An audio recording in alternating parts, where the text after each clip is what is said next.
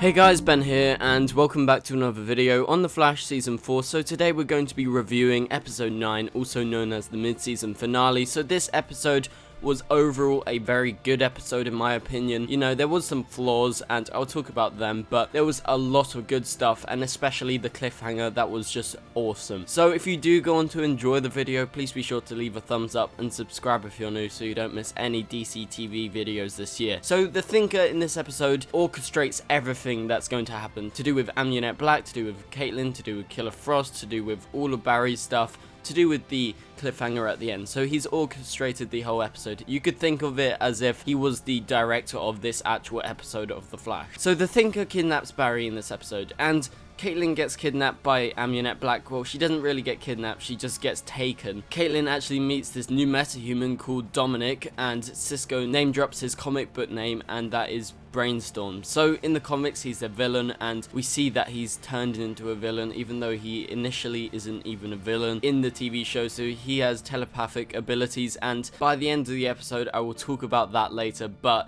it seems to be like he's going to be a proper villain. So it's all part of his plan to distract Team Flash from his real plan. So kidnapping Barry and Caitlin is just a distraction in order for him to actually get Dominic and actually change into him. So now Devoe is Dominic. He's able to switch bodies and he has that extra power, so he will be getting more hands-on and he's in a more stable, more capable actual body. So he can jump into other bodies now. So will he go into other metahumans' bodies? That is the main question, I would say. So that was an epic way to finish off the episode. So Amunet Black in this episode was alright. She was probably my least favorite part of the episode. She didn't have too much to do, but I have to say I'm not a fan of her accent. She's got a terrible English accent. They need to get an English speech coach in for Katie Sackhoff, because her accent is actually cringeworthy when I'm listening to it, because I'm English, right? So I know what an English woman sounds like, and she sounds nothing like it. She sounds like a stereotype that is being super overemphasized, especially when she tried to say bloody hell, and that just didn't work. It was very infuriating, especially being an English person. I'm not sure for all of you Americans, but it was a really bad accent. So she was alright, you know, that really infuriated me, but apart from that, I'm kind of liking her character. She's alright at the moment, but she's going to be returning probably sometime around episode 14, I would guess. The main thing within this episode, the ending, the cliffhanger, was absolutely great. I love the cliffhanger. So the trial of the Flash is coming. So Barry gets arrested as Devoe is dead in his apartment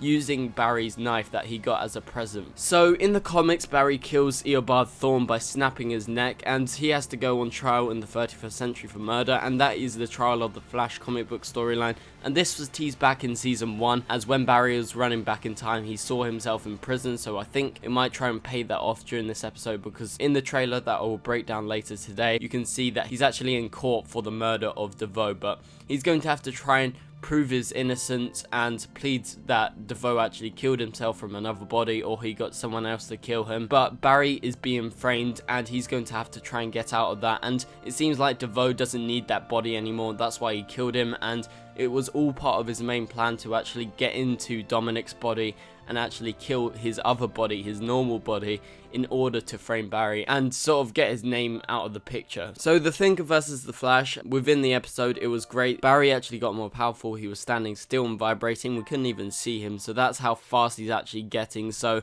he falls into the water when Barry actually phases, and Devoe's cables actually go into his chair and it sort of explodes. And that was done in order to make Barry's guard actually drop, and that is in turn able to make Devoe actually go into Dominic's body. As Barry's distracted, Barry thinks that the Thinker's in the water, he's drowning because he's a cripple, but it turns out obviously not. That was part of his plan. So I just wanted to quickly mention a quick Easter egg. So Blue Valley was name dropped, and that is the Ginger Wally West in the comics. That's where he's from. So that's an awesome drop that they've been doing every time Wally's turned up again. So this episode overall was a great mid-season finale. I really liked all the Team Flash interactions, even though I do think Ralph is being used a bit too much as a comedy device. I think he should tone that down a bit, but apart from that, The Christmas aspect of this episode was great. I love the Cisco gypsy comedy moment was absolutely hilarious. I laughed out loud. And so apart from Amunet Black, I thought this was a great mid-season finale. I would probably give it an 8 out of 10, but that ending was 10 out of 10. I loved that. So Trial of the Flash is coming. Barry's going to court and he's going to have to try and get out of prison and plead his innocence. So this is going to be awesome. I can't wait for January the 16th. That's when the Flash returns. So anyway guys, thank you guys so much for watching and I'll see you guys later. Goodbye.